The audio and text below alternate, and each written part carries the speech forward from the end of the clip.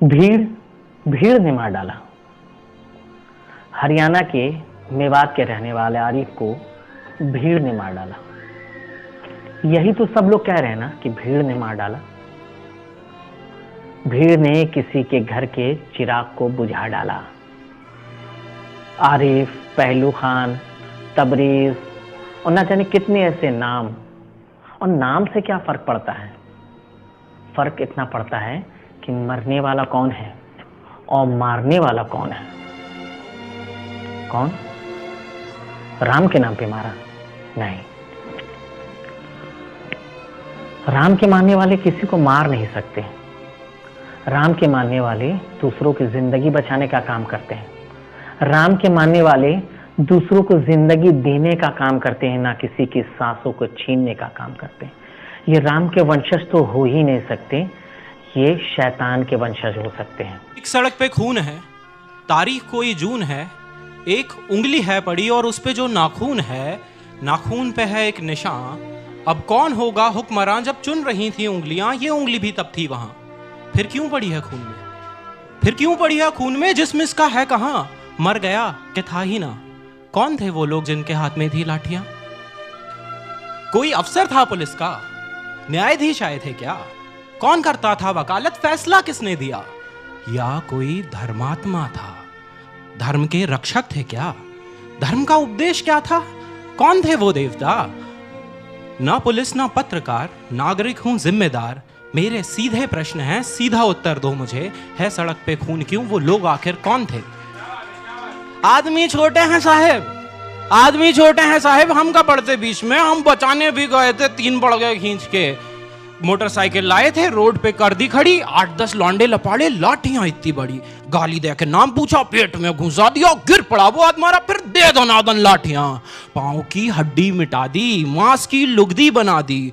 खून तो इतना बहा कि हमसे देखा ही नहीं गया। एक उनमें होश में था साहब, एक उनमें होश में था। जाने उसको क्या पड़ी? जेब से चाकू निकाला, उंगली उसकी काट ली। आखिरी था वार जिसका, उनका वो सरदार था। उसने ही सबको बताया जो मरा गद्दार था। ये राम के नहीं, शैतान के हो सकते हैं। क्या कहा? डर नहीं, इन्हें डर नहीं लगता, क्योंकि कुछ सफेद पोश सियासतदानों की पुष्टपनाही जो इन पर है। और इनकी आंखों ने तो ये भी देखा है ना कि जब किसी की मॉब लिंचिंग कर देते हैं, जब किसी असहाय कमजोर को मार डालते हैं, तो उसका फूल और मालाओं के साथ सत्कार किया जाता है, जय जयकार किया जाता है। और इनकी आंखों ने यह भी तो देखा है कि जब इलेक्शन का समय आता है तो उन्हें टिकट भी दे दिया जाता है, इसलिए इन्हें डर नहीं लगता है। और कौन है ऐसे लोग? किसकी जहरीली सोच की उपज है ये? यकीनन सफेद पोश सियासतदानों की एक जहरीली सोची समझी साजिशों के शिकार हैं ये लोग। क्योंकि जो सियासतदान इनको इस काम के लिए करने के लिए मजबूर करता है ना, वो जहरीले सोच पैदा करता है ना, उसकी ही सोच का नतीजा होता है किसी कमजोर असहाय लोगों की मॉब लिंचिंग। चाहे मॉब लिंचिंग मुसलमानों की हो, चाहे फिर ये हिंदुओं की हो, मॉब लिंचिंग में एक इंसान मरता है। और इंसान नहीं बल्कि एक इंसानियत की मौत होती है। कहते हैं कि हिंदुस्तान में कोरोना वायरस चल रहा है, लेकिन आपको मालूम होगा इस कोरोना वायरस के साथ साथ एक वायरस और भी चलता है। एक वायरस और तेजी से पनप रहा है। कोरोना वायरस को रोकने की तमाम कोशिशें की जा रही है और ये उम्मीद है कि आने वाले वक्त में कोरोना वायरस पे रोकथाम भी किया जा सकता है। लेकिन जानते हैं एक वायरस जिसको तेजी से बढ़ाया जा रहा है, उसको रोकने का कोई तरतीब नहीं ढूंढा जा रहा। वो वायरस क्या है मालूम? Communal virus. ये एक ऐसा वायरस है जिसे मस्तिष्क में कूट कूट के भर दिया है। और जानते हैं इसको भरने वाला कौन है? बड़े बड़े स्टूडियो में बड़े बड़े एंकर्स जो टीवी चैनलों पर चिल्ला चिल्ला कर किसी एक समाज के लोगों को बांटते हैं ना, उनके अंदर जो जहरीली सोच पैदा करते हैं ना, ये उसका ही नतीजा होता है। कुछ चंद रुपयों के लिए अपनी ईमान को बेच देते हैं, अपने बच्चे अपने परिवार को सुरक्षित रखते हैं एसी के कमरों पर, और हमारे आने वाले नस्लों को बर्बाद करने वाले यही कुछ लोग हैं जो स्टूडियो में बैठकर हमें और आपको जहरीले खाना परोसते हैं, जिसका नतीजा किसी कमजोर इंसान की मॉब लिंचिंग हो जाती है। इसलिए इस भारत से, अगर इस समाज से मॉब लिंचिंग शब्द को खत्म करना होगा तो ऐसे लोगों का खुलकर बहिष्कार करना पड़ेगा। जो भी हमें धर्म के नाम पे लड़ाएगा ना, उन लोगों को सबक सिखाना पड़ेगा। जो भी हमें एक दूसरे से नफरत करना सिखाएगा ना, तो उनका बहिष्कार करना पड़ेगा। तब हम जाकर एक सच्चे और अच्छे समाज की कल्पना भी कर सकते हैं। इसलिए धर्म के नाम पर मारने वाले भगवान राम के वंशज नहीं हो सकते, यकीनन वो शैतान के वंशज हैं। अगर आपको हमारा वीडियो, ये हमारी सोच आपको अच्छी लगी तो इस वीडियो को ज़्यादा से ज़्यादा शेयर कीजिएगा और चैनल को सब्सक्राइब भी कर दीजिएगा, ताकि जो ये वीडियो है ना, उन तमाम लोगों तक पहुंचे, उन तमाम सियासतदानों तक पहुंचे कि समाज में ऐसे भी लोग जिंदा हैं जो मॉब लिंचिंग जैसे शब्द से इतनी घृणा करते हैं जो आप सोच भी नहीं सकते।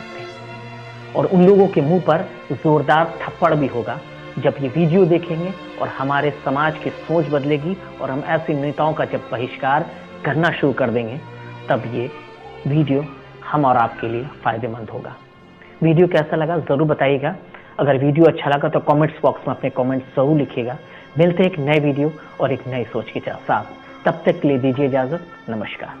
था हक नहीं इनको हमारे देश के एक वोट पर, धीमकों को ना रखो गर जूतियों की नोक पर, सर पे ये चढ़ जाएंगे ये कई गुना बढ़ जाएंगे, हुक्मरा होगा इन्हीं का आग मूतेंगे सभी, पैर के नीचे कुचल दो जीत होगी धर्म की। हम तो खुद डर गए थे साहब, हम तो खुद डर गए थे साहिब। खौफ उनको था नहीं किस नस्ल के लोग थे वो, कुछ समझ आया नहीं।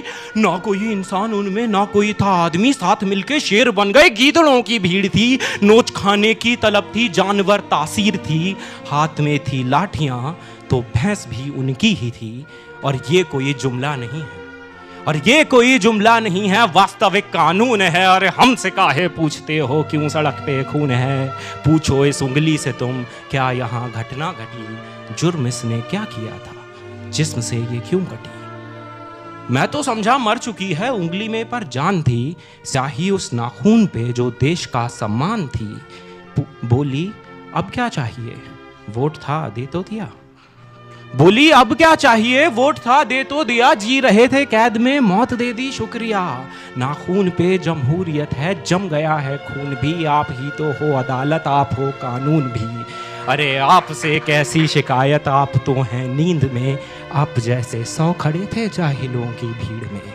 100 में से अगर एक भी दे दे गवाही आपको, मैं खुशी से मान लूंगा भीड़ के इंसाफ को। 100 में से अगर एक भी दे दे गवाही आपको, मैं खुशी से मान लूंगा भीड़ के इंसाफ को। कीजिए इस पर बहस अब पैनलों में बैठकर, क्या हुआ मोहन का वादा है कहाँ अम्बेडकर। अरे क्या हुआ मोहन का वादा है कहाँ अम्बेडकर, सब बराबर हैं अगर तो बस मुझे ही क्यों चुना। तुम बताओ कौन देगा घर को मेरे रोटियां, असलियत से बेखबर हो शहरी हो दिल्ली से हो। अरे असलियत से बेखबर हो शहरी हो दिल्ली से हो, एक हिदायत दे रहा हूँ सोच कर बोला करो। तुम सवालों से भरे हो क्या तुम्हें मालूम है, भीड़ से कुछ पूछना भी जानलेवा जुर्म है। तुम सवालों से भरे हो क्या तुम्हें मालूम है, भीड़ से कुछ पूछना भी जानलेवा जुर्म है। तफ्तीश करने आए हो खुल के कर लो शौक से, फर्क पड़ता ही कहाँ है एक दो की मौत से। 4 दिन चर्चा उठेगी डेमोक्रेसी लाएंगे, 5वें दिन भूल के सब काम पे लग जाएंगे। काम से ही काम रखना, काम से ही काम रखना, हाँ मगर ये याद रखना कोई पूछे कौन थे, बस तुम्हें इतना है कहना भीड़ थी कुछ लोग थे। फिर भी घर कोई जिद पकड़ ले क्या हुआ किसने किया, अरे फिर भी घर कोई जिद पकड़ ले क्या हुआ किसने किया। सोच के उंगली उठाना कट रही हैं उंगलियां, सोच के उंगली उठाना कट रही हैं उंगलियां। बात को कुछ यूं घुमाना नफरतों का रोग थे, धर्म ना कोई जात उनकी भीड़ थी कुछ लोग थे भीड़ थी।